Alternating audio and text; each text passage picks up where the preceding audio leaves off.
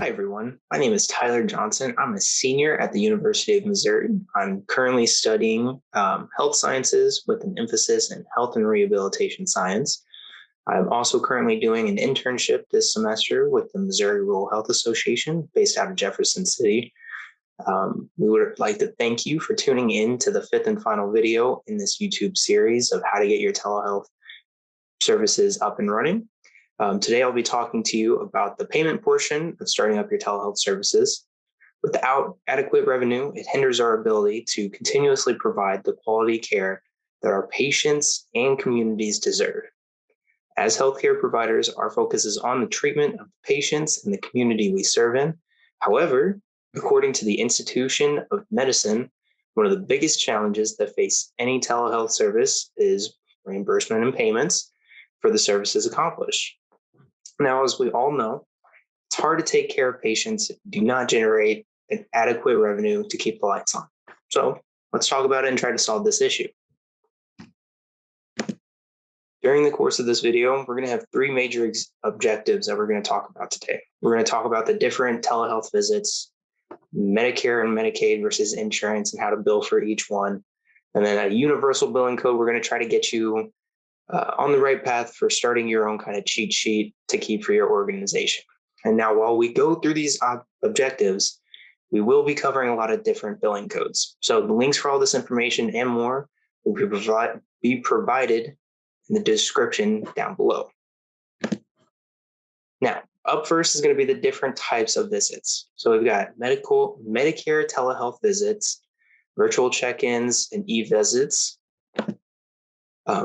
Virtual check-ins, jumping right into it. This is a quick appointment to see if an in-person visit is actually needed. Sometimes it's done over the phone, could be also performed over Zoom or Microsoft Teams as well. For meetings lasting 5 to 10 minutes, we're going to use the code G2012. And then if you have to evaluate images or if the patient has to send any videos or anything like that, we're going to use the code G2010. Like I said, there's going to be a lot of different billing codes. All of it's going to be provided down in the bottom. Up next, we're going to have Medicare telehealth visits. So this is going to be a little bit more of an in-depth version of a virtual check-in. It's going to be basically like if the patient was actually there in front of you. This can be performed over Zoom, Microsoft Teams, not so much over the phone, as this is far more in depth. When it comes to pay rates and anything like that, it's considered an inpatient visit, so you have to bill accordingly.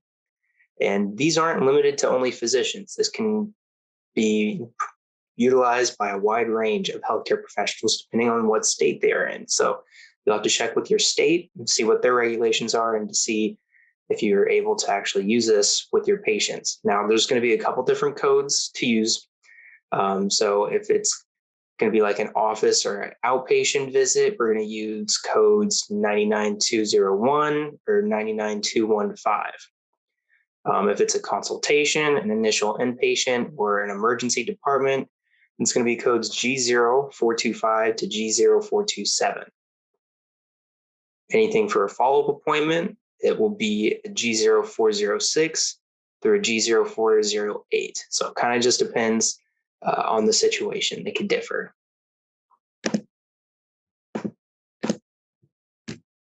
Up next, we have e-visits.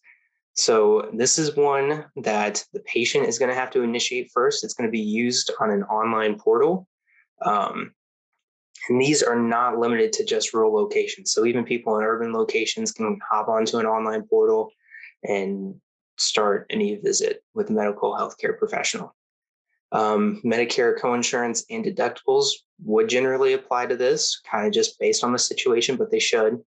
And these are going to be the different codes. So if it's just a physician healthcare visit, 5 to 10 minutes, we'll be using the 99421. 11 to 20 minutes, we've got 99422. Then 21 or higher or longer, we've got 99423. And then for non-physician healthcare visits, we've got 5 to 10 minutes, G2061. 11 to 20 minutes, we got G2062. And then anything longer than 21 minutes, we're going to be using code G2063. And now that we know more about the different kinds of telehealth visits our patients can use and how they're properly coded, we now have to think about how to bill the different kinds of insurances on top of that. So let's jump right into it. So we're going to be looking at Medicare, Medicaid versus insurance. So during COVID-19, Medicare increased its payments. This means that the reimbursement ranges are now from $60 to $137, depending on it. And we now have to code things differently.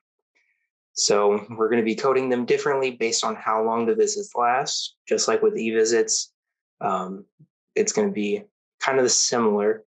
5 to 10 minutes will be 99441. 11 to 20 minutes will be 99442. And then anything longer than 21 minutes will be 99443. And then Medicaid, this one is going to differ state to state. So you really have to check with what your state's regulations are and how you should bill according to it. Another important thing to think about is that the patient's home location is going to be used as the originating site. So if you're a provider out of South Dakota and you're connected with somebody here in Missouri, it'll be Missouri's Medicaid that you'll be having to look at. Most of the time, you'll be using this code Q3014. But once again, you're going to want to check with what your state's regulations are and how they want you to bill it accordingly. And then private insurance, this is going to be so 43 states and the District of Columbia require private insurance to reimburse telemedicine. Coverage is going to be treated the same for the treatment as if it was in person, so you'll bill accordingly. So just like if it was a person right in front of you, you would bill private insurance just like that. And now there's been a lot of billing codes to remember, so let's just go over an overall universal code book for everything, including things not previously discussed. So universal billing codes, we recommend creating an in-house resource for codes most used by your services. These do update quite regularly, so you'll want to make sure to stay up to date, checking it quite frequently. And if you would like any assistance with this, please reach out to us. This is our contact information at the Missouri Rural Health Association. We would love to be able to help you with that. And all of our information and resources used in the making of this video will be provided in the links, the description down below, like I said, so that you can help add that to your cheat sheet. And then finally, going to be wrapping up the series here. So Claire, in the first video, showed us why telehealth is important as it increases revenue, allows specialty workers to reach a larger patient base, and it helps overcome geographical barriers that we know troubles many rural communities.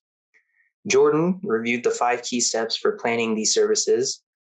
Braylon showed us how to start designing the workflow, integrating tech, prepping your care team to make sure that they're adequately trained to handle these services, just so everything kind of flows smoothly.